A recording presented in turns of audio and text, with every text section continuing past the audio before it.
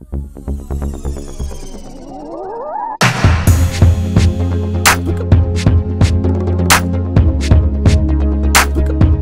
give us a brief background about your experience getting into the business, and if you're not from Atlanta, what made you choose this city? I guess when it comes to the music business for me, first off, I'm from Montgomery, Alabama. So music-wise, it was pretty much one of those things to where it was just a hobby to everyone around me.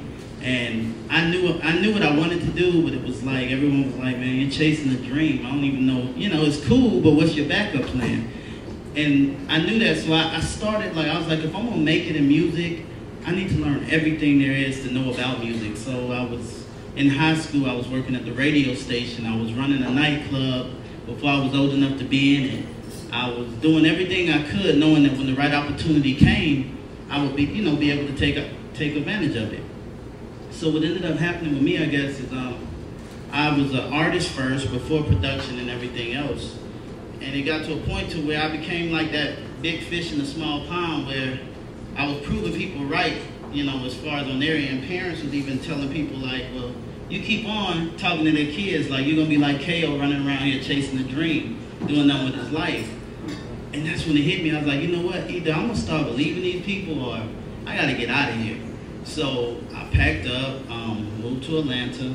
Of course, the reason why I moved to Atlanta, of course, because it was the Mecca. I mean, you had the stories of Criss Cross getting signed in the mall, and everybody's here, and I'm in Alabama, so Atlanta's like New York to us. It's like, so I need to be. I don't know nobody here, but I gotta get here because I have a better shot here than there. And I broke away, came to Atlanta, ended up getting a job for a while, and wasn't enough to pay the bills, so I ended up having a period where I was sleeping in my truck, still going to work. Never told anybody because I didn't want to prove anybody right back home. And, just stuck to my guns and just kept going. And the crazy thing that I noticed within my journey was it was always about, I treated everybody good no matter who it was. And it was a situation to where when I was working at the radio station, Jason Jeter was interning for Patchwork.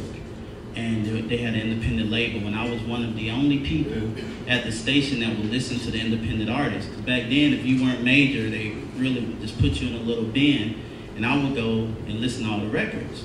So I kept his record playing, and we got real close. And then years passed, and I ended up doing some ghost production and all these other things, and ended up back home in Montgomery opening up a studio. And a guy I was producing for, was like, I'm about to pay to get this guy named T.I. on the record. And I'm like, well, how much he want? He's like, $5 grand. I'm like, are you serious? That's too much money. Like, you gonna pay him $5 grand? You just paid me $700 for the beat. So he's like, well, check out his record. So I heard his I'm Serious album. I'm like, nah, he's really dope. So I went and negotiated the deal for him, and I talked him down to $4,500. And I'm sitting there talking to him, I didn't realize that Jason was the same Jason that I helped out back in the day.